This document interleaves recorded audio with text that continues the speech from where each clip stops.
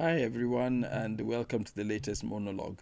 This is probably the first in a few that I'll do on spirituality and our spiritual problems in Kenya. No, it's not about any religion. It's just about the spirituality we each have in us as people. Um, so why this? This was triggered by a post I made a few days ago about a very irritating video I saw from Team Kenya at the recently concluded Olympics, where they had some female athletes in a kitchen cooking, and judging from the quantity of food they were cooking for a big bunch of people. And I wrote a post on Facebook expressing my irritation with that, because I felt they shouldn't be doing that. And in the post, I actually said a lot of Kenyans will not have the spiritual depth to understand what's wrong here. And true to form, they came through. Some people were saying women need to cook to unwind. Well, it's Neanderthals. Um, some people say the women, they seemed to be enjoying cooking. I don't know if they were. And some are saying, oh, there's no proof that they were cooking for anyone else. All sorts of excuses to sort of justify the nonsense that was going on there. And this was my position. Whether or not they enjoyed cooking is irrelevant to me. They were athletes at a premier sporting event, the Olympic Games, representing Kenya, wearing national colors at taxpayer expense. They should have been either training, exercising, getting physiotherapy, resting, or watching other sporting events, participating in this wonderful sporting spectacle that is the Olympics. Or they could even have been at events supporting their teammates, like what we saw with so many different athletes. But the one place they should not have been is in a kitchen cooking, regardless who it was for. And sports nutrition is important. Teams may have dietary requirements, and teams do carry chefs. Maybe next time we can drop a few of the joyriders we carry some chefs to cook for them whatever Kenyan meals they needed to eat. And that was my position on it. There is no excuse for an athlete to be cooking in those facilities. But the issue was the answers and responses from people. It illustrated what I've known for a long time about Kenyan society, but I hadn't been able to identify. Although even Wandia and Joya talked about it sometime, we have a spiritual problem here. And that's why we keep trying to address things quantitatively. And since we were talking, it was about this sort of women's issues, the gender issue. Let's start there.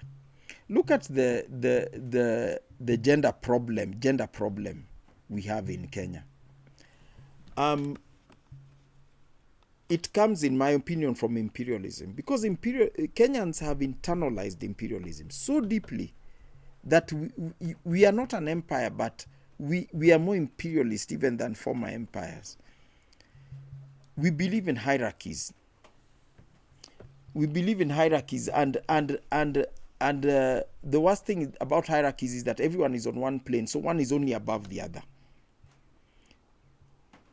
True holistic societies have many planes. You might be further on this plane than me. Just how life is. I may be taller than you. On the plane of height, I'm taller than you. You may be faster at running. On plane of fitness, you are on another level from me. You may be more educated than me, maybe a better artist, a better mechanic, a better driver, whatever. There are many planes, but imperialism demands one plane. You must either be above me or below me. And that's our problem in Kenya, our imperialism. And that's why 2010 Constitution was brought in, rather than address the significant problems that exist in this society to do with women's rights. From a spiritual or intellectual level, we sought to address them from quantitative level. We had now stipulated certain percentages of boards, whatever, this, that, the other must be women, which is fine. But that doesn't touch the spiritual problem. And the worst thing is that this gave us an excuse to ignore the spiritual problem. And look at, for example, our legislatures. Our politics has been very rough and tumble and unfair to women for decades. But if you look at our history, strong women leaders have emerged even from those primitive days of the old constitution. Think of Grace Onyango, think of Phoebe Asio, Martha Karua, Charity Ngilu, Chelagat Mutai the late, Wangari Maathai the late, and in latter days even Millie Odhiambo, who is a current member of parliament. They emerged from a very rough playing field. So instead of leveling the playing field, bringing in punishment for electoral violence, for these ad hominem attacks that women are subjected to, and all the other things that we tend to do, that our imperialism compels us to do to keep them down. Rather than address those issues, we decide we are putting X number of seats in the legislature and calling them women's reps. Women are not a constituency. Women are a segment of the wider society. They're half the society. They're half the society. So even up to this day, we don't know what it is these women's reps are meant to do. Then we reserved some seats also for nomination. But because we are imperialist, we will not nominate, if I use her name as an example, we will not nominate Amelia Odhiambo to parliament. Because imperialism doesn't like strong women leaders. That's why imperialism only needs kings. Even where there's a queen, imperialism is part of the patriarchy, because even that queen, it's her son who will take over. She can't decide to hand over to her daughter, and that's the truth of the matter. That's the genesis of our spiritual problem. So then, when we want to address it, we now start taking guidance from outsiders who don't know, who have enough problems of their own and don't understand our spiritual problem. That's why NGOs come in and they start addressing these things by having meetings and counting the number of women who are at the meeting instead of the substance of what was discussed there. That's why we count the number of women in the legislature rather than looking at whether they are passing laws friendly to women. And even the proletariat has internalized this. So you find people complaining about how come there's no female. In fact, the meaningless term they use, there's no gender balance. There's no gender representation. Mambo ya gender. Is that body you are talking about addressing the needs of the entire society, men and women? Rather than asking how many women are in there. Because our imperialism makes us nominate the indolent. That's why in parliament we have people like Karen Nyamu. So we look at those numbers rather than what parliament is actually saying. And once this thing has come into law, we have these beneficiaries of it, and they become stumbling blocks to women leaders who actually want to grow, even within organizations. What chance is there for a young woman trying to come up in whatever profession if the person who's above her was nominated or brought in to balance the gender equation? She's immediately a problem to that person above her. And this is just human nature. But we must look at our spiritual problems. Because even if we look at other areas of affirmative action, let's look at people living with disabilities. Our constitution demands that we include them, rightly so. But rather than passing laws that are beneficial to them, for example, making those beeping traffic lights so that people with visually impaired people can know when to cross the road safely. Or making ramps everywhere, having buses that have some sort of step that can allow these people to board the buses, or whatever vessel we are talking about. We are seeking to place them in those places. So instead of pass such a law, we nominate someone like Sankok to parliament, because he just serves party interest. Why don't someone like a Ruben Kigame wouldn't be nominated to our legislature? Because he's got a vision.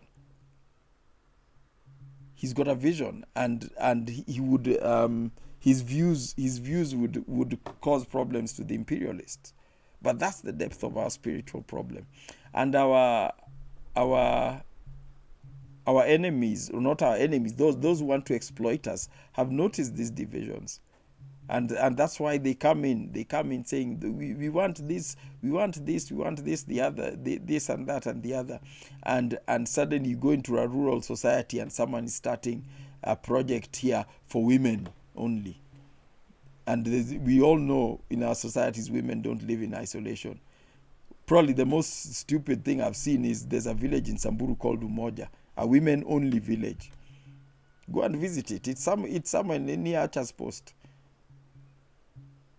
Yet for some, and I've visited it a few times, and I always see children around there. You do the math. But it was this an NGO idea. And Kenyans, we've been NGOized, if I can coin that term. Because when an NGO starts something and funds it, Kenyans jump in there to get a piece of the pie. And we have become so good at winding these NGOs around our fingers and telling them you're doing great and the money keeps coming and you're doing great, and the most ridiculous programs go on for years and years and years, because they're a special group of NGOized people who know how to mobilize women, to mobilize youth, to mobilize opinion leaders. They're just brokers anyway. But they thrive because of our spiritual problem that makes us fail to even understand what we are, or why we are doing what we are doing. We always seek an external reason. And this is we'll keep talking about this in subsequent monologues. But today let's just think about the spiritual problem with that vis-a-vis what we call gender. Why are we addressing it mechanically, through engineering means, through legalistic means, etc.? If the ministry that takes care of gender issues was talking about was really taking care of the entire society, why is it always a woman nominated to that ministry? It's because that ministry is being treated as a women reserved seat in parliament, in the cabinet, sorry. And it's being treated as a way to window dress and hide the failures we have made as a society in the spiritual area, as regards the way we treat our women folk, who are half of our population. So let's think about that. There are many other spiritual vacuums I'm sure you can identify where you are. So let's think about them and address them from the spiritual level.